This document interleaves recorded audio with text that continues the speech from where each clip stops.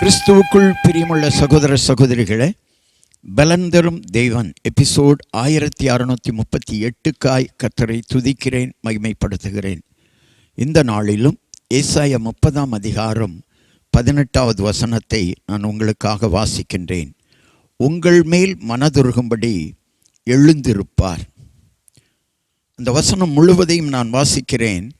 ஆனாலும் உங்களுக்கு இறங்கும்படி கர்த்தர் காத்திருப்பார், உங்கள் மேல் மனதுருகும்படி எழுந்திருப்பார்.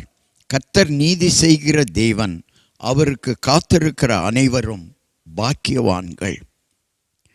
உங்களுக்கு இறங்கும்படி கர்த்தர் காத்திருப்பார்.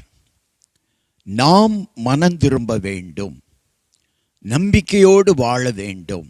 நம்முடைய நம்பிக்கைக்கு ஒரு நாள் பலன் உண்டு, நம்பிக்கைக்கு ஒரு நாள் ஆசீர்வாதம் உண்டு. கர்த்தர் காத்திருப்பார். ஒரு நாள் உங்களை தேடி அற்புதம் வரும்.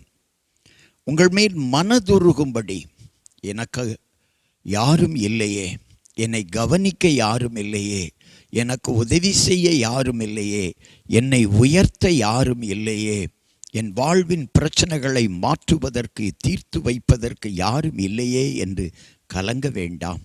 இந்த உலகத்தின் மனிதர்களை காட்டிலும் உயர்ந்தவராய் இருக்கிற கர்த்தர் உங்கள் மேல் மனதுருகும்படி ஒரு நாள் எழுந்திருப்பார்.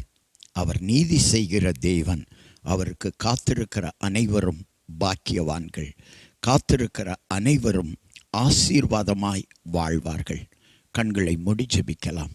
எங்களை நேசிக்கிற நல்ல தகப்பனே, நீர் கொடுத்த நம்பிக்கையின் வெளிச்சத்திற்காக ஸ்தோத்திரம்.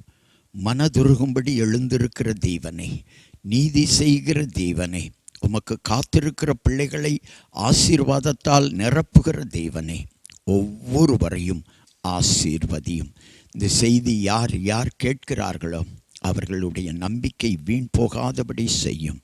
அவர்களை ஆசீர்வதியும், அவர்கள் குடும்பத்தை ஆசீர்வதியும், தொழில்களை, வியாபாரத்தை, கடைகளை ஆசீர்வதியும். அல்லேலூயா. பிள்ளைகளை ஆசீர்வதியும். மனம் திரும்பி அமர்ந்திருங்கள். கர்த்தர் ஆசீர்வதிப்பார். உங்களுக்கு இறங்கும்படி கர்த்தர் காத்திருப்பார். கர்த்தரே உங்களுக்கு வெளிச்சமாய் இருப்பார். உங்களுக்கு மனது உருகும்படி எழுந்திருப்பார். காத்திருங்கள், ஆசீர்வதிக்கப்படுவீர்கள். இயேசு கிறிஸ்துவின் நாமத்தில் ஜெபிக்கிறேன் பிதாவே, ஆமென்.